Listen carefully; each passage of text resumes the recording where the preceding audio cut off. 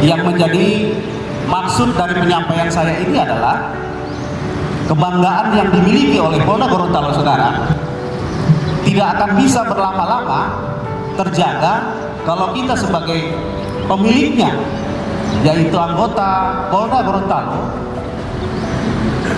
tidak bisa menjaganya dan merawatnya dengan baik. Selama beberapa bulan ke belakang, kita sudah melihat sendiri bagaimana pimpinan kita, Bapak Kapolda Gorontalo, mencoba menjadikan Mako kita menjadi lebih baik dan indah.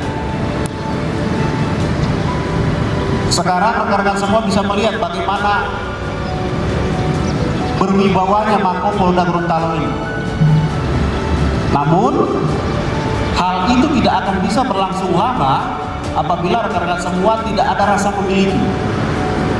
Caranya bagaimana memunculkan rasa memiliki adalah kita sama-sama minimal menjaga kebersihannya.